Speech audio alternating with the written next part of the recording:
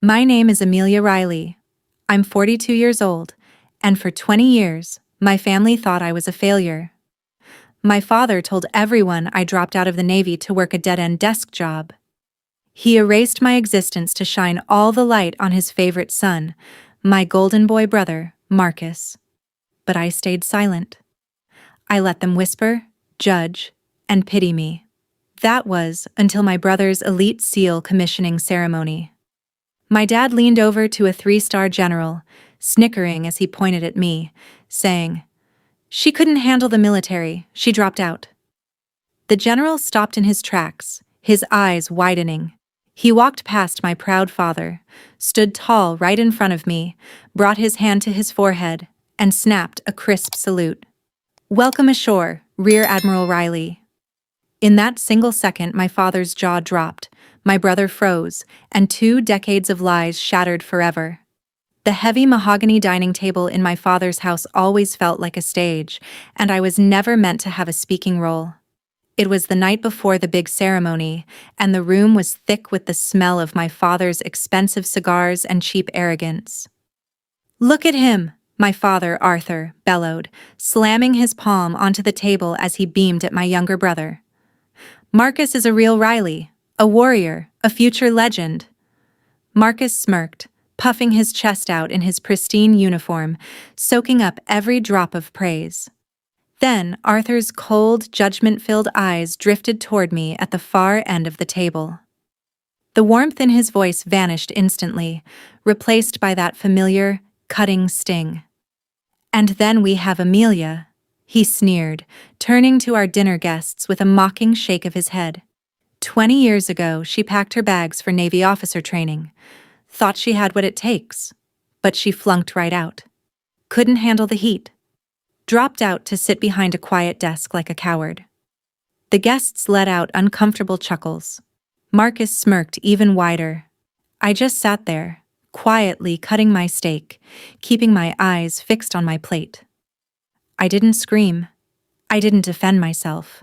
For 2 decades, I had let my father tell that exact lie to anyone who would listen. He needed me to be the failure so Marcus could be the golden son.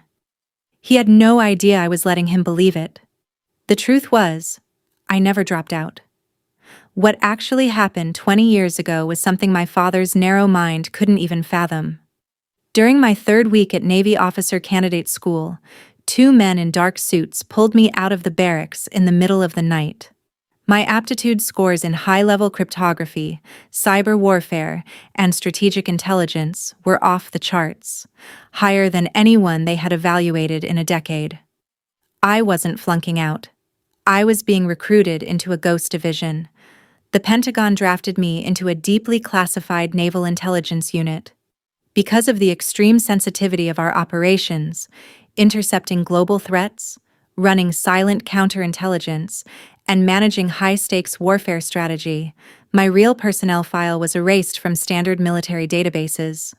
To the civilian world, including my own family, a fake administrative discharge was filed. I was bound by strict federal non-disclosure agreements, backed by the threat of treason charges if I ever broke cover. So, while my father spent 20 years telling neighbors I was a disappointing failure working a mundane desk job, I was actually stationed in subterranean command centers, advising Joint Chiefs and orchestrating naval ops across 3 oceans. I watched Marcus progress through his career, taking credit for every minor achievement, while I quietly earned promotion after promotion in the shadows. Every time I came home for the holidays, I wore plain sweaters, listened to my father berate me, and let him pay for my dinner out of pity. It was a test of supreme discipline. Honor didn't mean boasting at the dinner table. It meant serving my country in silence. I didn't need my father's pride when I had the silent trust of the nation's highest-ranking commanders.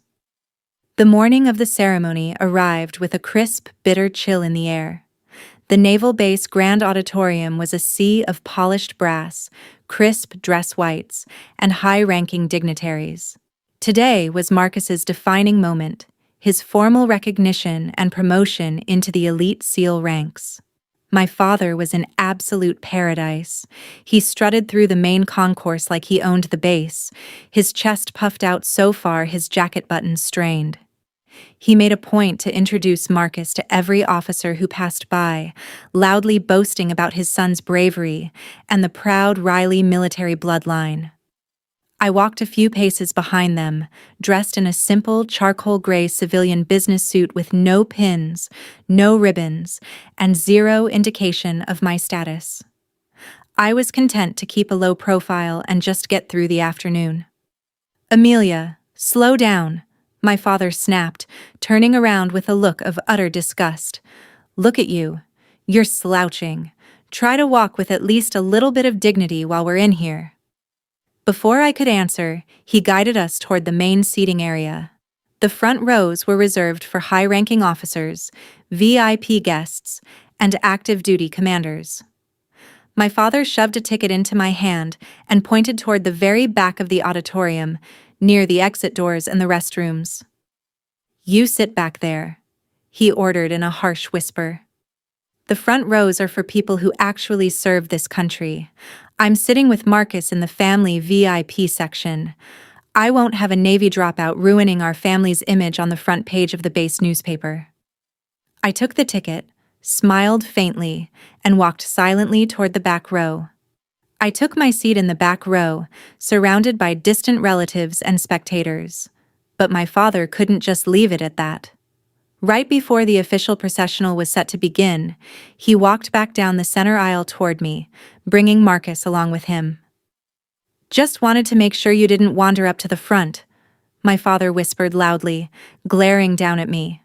Several seated officers in nearby rows turned their heads, caught off guard by his harsh tone. "Dad, leave her alone. She knows her place." Marcus smirked, adjusting his pristine shoulder boards. "It's gotta be tough for her, standing in a room full of real soldiers when the closest she ever got to a ship was a desk in a supply room." My father let out a cold chuckle. "She had her chance. But when things got real, she ran away. Now look at her, 42 years old, sitting in the cheap seats while her brother makes history." He leaned in closer, his voice dripping with arrogance. "Don't bother taking any photos today, Amelia. I don't want a dropout's face polluting Marcus's memorial album. Just sit there, keep your mouth shut, and try not to embarrass us." I looked my father straight in the eyes. I didn't blink, and I didn't utter a single word of defense. I just gave him a calm, measured nod. He mistook my silence for shame, satisfied that he'd put me in my place once again. The auditorium fell dead silent as the double doors at the front swung open. The keynote speaker of the day had arrived, 3-star Lieutenant General Thomas, flanked by his armed security detail and a retinue of senior officers. My father's eyes lit up with desperate ambition. Seeing a golden opportunity to push Marcus into the spotlight, he grabbed my brother by the arm and intercepted the general right in the main aisle, just a few feet from where I was sitting. "General Thomas, sir," my father boomed, bowing slightly with exaggerated deference. "It is an absolute honor. I'm Arthur Riley. This is my son, Marcus. He's being commissioned today." "And well," he added with a theatrical snicker, waving a dismissive hand back toward me, "that's my daughter, Amelia. She actually tried joining the Navy 20 years ago, but she dropped out. Couldn't handle it." My father waited for the general to chuckle along. He expected a shared joke between two real men of service. Instead, General Thomas froze mid-stride. The smile instantly vanished from the general's face. His sharp, weathered eyes bypassed my father completely, locking straight onto mine. He didn't look at Marcus. He didn't look at my father. The 3-star general adjusted his uniform, took 3 deliberate steps past my stunned father, and came to a hard halt directly in front of my back row chair. With razor-sharp precision, General Thomas brought his right hand to his brow and snapped the crispest, most formal salute imaginable. "Welcome ashore, Rear Admiral Riley," General Thomas declared, his voice echoing loudly off the high walls of the auditorium. "It is a supreme honor to finally have you in our presence, ma'am." The entire auditorium froze. The silence in the room was so absolute, you could hear the low hum of the air conditioning vents overhead. My father stood paralyzed, his mouth hanging open like a broken hinge. Marcus looked back and forth between the three-star general and me, his face completely drained of color. Rear. Admiral? My father stammered, his voice trembling violently. General, there must be a mistake. She's just a dropout. She sits at a desk. Silence! General Thomas snapped, turning a sharp, icy glare onto my father.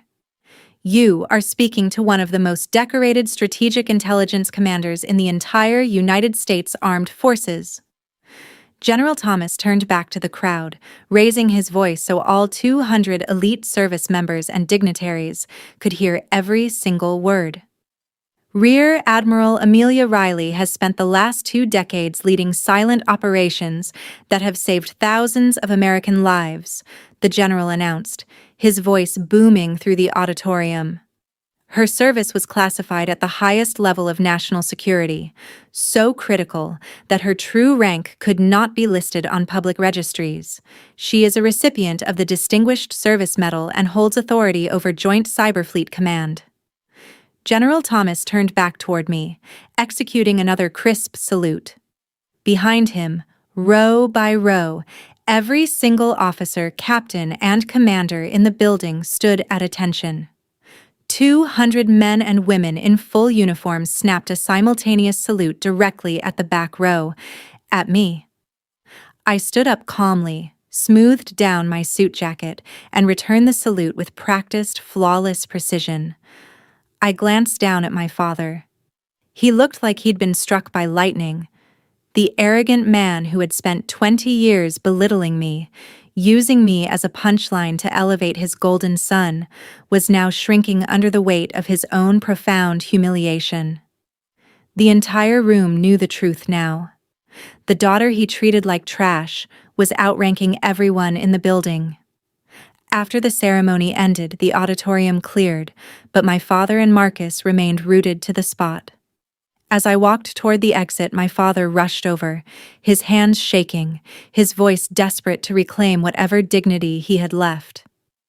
Amelia, son of a gun, an admiral, he gasped, trying to force a proud laugh that sounded completely hollow. Why didn't you tell us? My own daughter. We could have celebrated this together.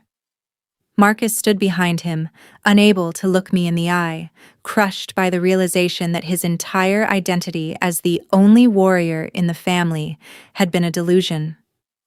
I stopped and looked at my father. The anger I thought I might feel wasn't there. Only pity.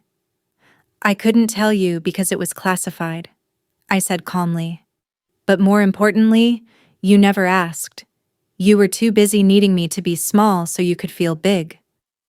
I reached into my pocket, pulled out my official command challenge coin, engraved with the Rear Admiral star insignia, and placed it firmly into his trembling palm. Keep it, I whispered. To remind you that honor isn't about bragging at the dinner table. It's about what you do when nobody is watching. I turned on my heel and walked out into the bright afternoon sun, leaving them both behind in the shadows of their own pride. What about you? Have you ever had family doubt your true worth? Tell me your story in the comments below.